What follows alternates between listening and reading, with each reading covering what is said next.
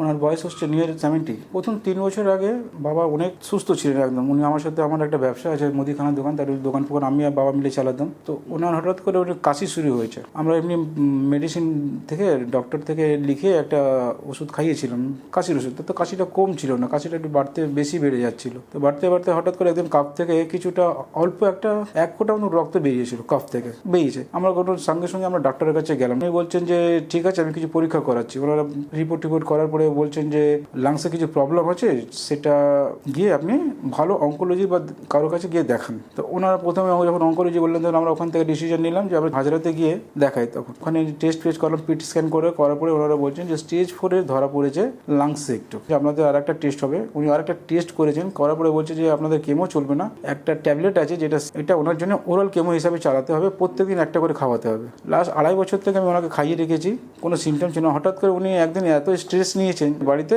বসে এরকম পড়ে গেছেন। আমরা ইমিডিয়েটলি ওখান থেকে ফির হসপিটালে নিয়ে গেলাম সকালবেলা। ওখানে গিয়ে কি ইঞ্জেকশন চালাবার পরে বলছে যে সিটি স্ক্যান করেছে, সিটি স্ক্যান করে বলছে যে ব্রেন হেমারেজ ধরা পড়েছে, ইমিডিয়েটলি হসপিটালাইজ করতে হবে, আদারওয়াইজ যেখানে ইচ্ছা সেখানে নিয়ে যান, যেখানে ট্রিটমেন্ট চলছে। তো ওখানে নিয়ে গেলাম। ওখানে নিয়ে যাওয়ার পরে হসপিটালে ওনারা ভর্তি করলেন। ভর্তি করার পরে ততক্ষণ জ্ঞান ফ্যান ছিল, সেন্সলেস, মানে কিছু মানে হাত পা জাস্ট তুলছিল না। প্রথমে ছিল লেফট, এখন হয়ে গেছে রাইট। আমরা অ্যাডমিট করেছি, কিন্তু এখন এই স্টিল নাও 8-9 দিন দিয়ে ভর্তি করেছি, কোনো বডিতে ইম্প্রুভমেন্ট পাচ্ছি না। বরঞ্চ উনি আরও দেখছি শুধু চোখটা খুলে তাকিয়ে রয়েছেন, কাউকে চিনতে পারছেন না, কারো কোনো কথাও বলছেন না।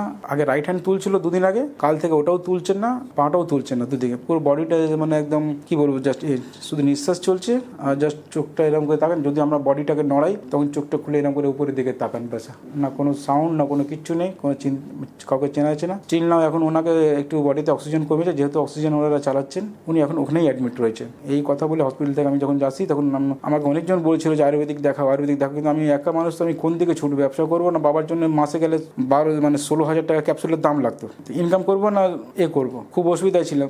এখন লাস্ট মোমেন্টে এসেছি আমি, আপনাদের মোবাইল থেকে দেখতে পেয়ে পুনর্জন্মটা ফেসবুকে দেখছিলাম, যে আপনাদের কল করলাম। উনি বললেন পেশেন্ট কেরাম, বললাম পেশেন্টের এই কন্ডিশন, হসপিটালাইজ আছেন এখন, ওনাকে আনা যাবে না, ওইভাবে হিসাবে আনা যাবে না। তো উনি বললেন যে ফার্স্ট রিপোর্টটা নিয়ে আসুন। আপনি রিপোর্টটা নিয়ে এসে আমাদের এখানে ব্রাঞ্চ আছে, কালীঘাট ব্রাঞ্চে, আপনারা যান, ওখানে রিপোর্টটা দেখান, ওনার বেস্ট ডক্টর আছে, ওখানে কনসাল্ট করুন, ওনারা কি অ্যাডভাইস করবেন সেই অ্যাডভাইস হিসাবে আপনি দেখুন, আপনাদের উপরে থাকে আপনি কি করবেন। তাই জন্য স্যার আমি আপনার কাছে এসেছি।